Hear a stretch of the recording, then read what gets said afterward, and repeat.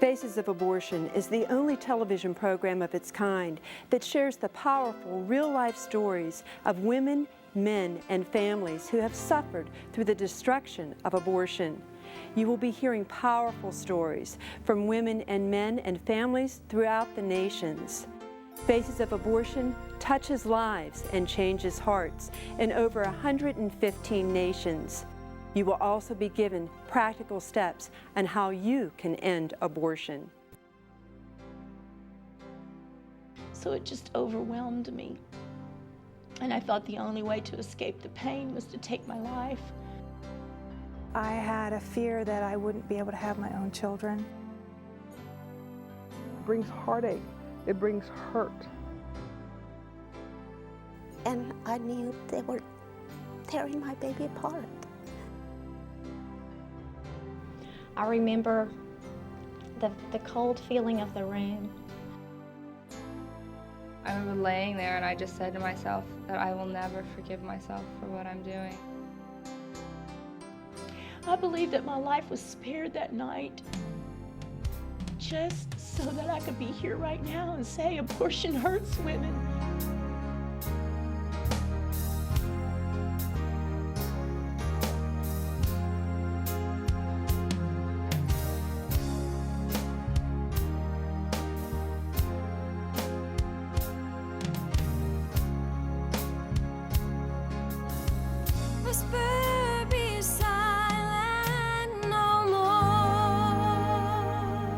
Welcome to Faces of Abortion. I'm your host, Cindy Collins, and today I'm with Alan Parker, who is the president of the Justice Foundation, and Clayton Trotter, who's the general legal counsel of the Justice Foundation, and our special guest, Father Frank Pavone. Welcome.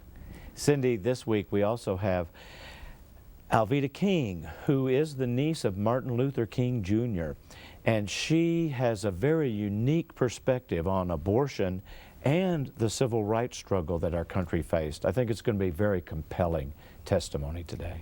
Yes, Alan, and now it's time for us to hear Alveda's story in her own words.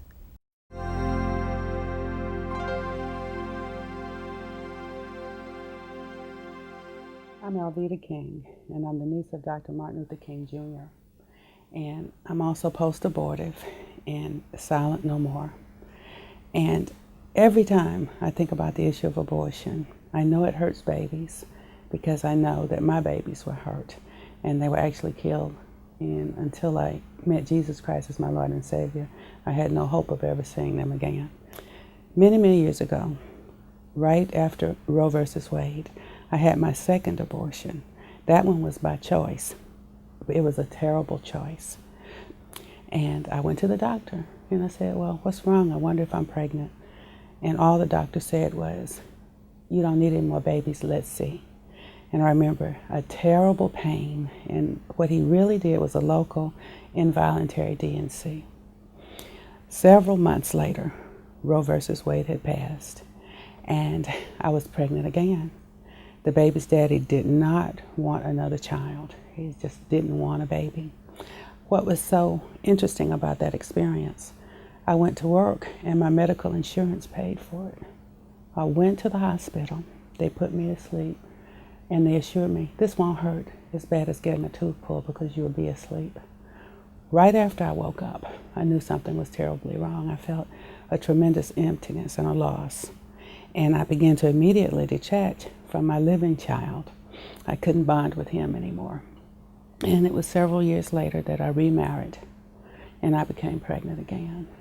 And I went to get a sonogram of that child who was younger than the child that I had aborted. And I went, oh my God, it was a baby. Those were babies. And so from that time until 1983, when I was actually born again, I could hear babies crying.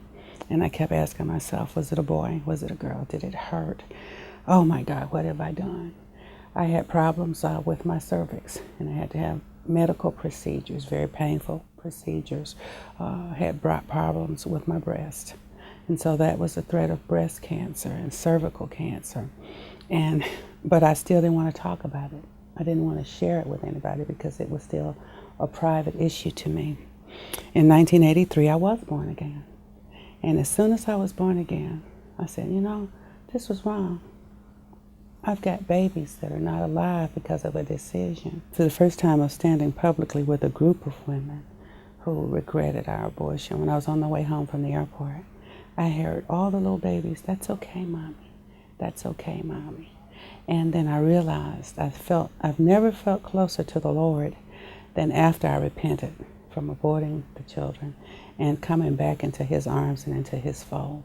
And so Christ is a very forgiving Lord, and He teaches us how to continue, and He restores to us the joy of our salvation. First thing I'd ask her to do would be to look at the sonogram. Don't give up on the baby. It could be the next Rosa Parks or Martin Luther King. And I want people to know that abortion does two things. It takes that baby that's like a slave in the womb of his or her mother, and it makes a decision for that child whether it lives or dies. And nobody but God has that right. But then the act of abortion also hurts women. And it hurts families. My own children would say, "Mom, you killed our brother or sister.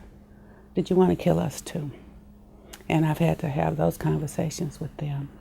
God spoke about life so much in His Word, and Jesus gave His life for us. And God also says that the blood of the innocent cries out from the earth. And so every time we do that, 45 million plus babies. Tsunami didn't do that. The war didn't do that. And so certainly God is a God of life, a God of love, and a God of power. And I know that He doesn't want us to abort children. Abortion is a choice, but it's a terrible, terrible choice. And as long as I'm able to share this testimony, I'm happy to do it. That was just such a powerful story of hearing Alveda King and her life story of how abortion had affected her.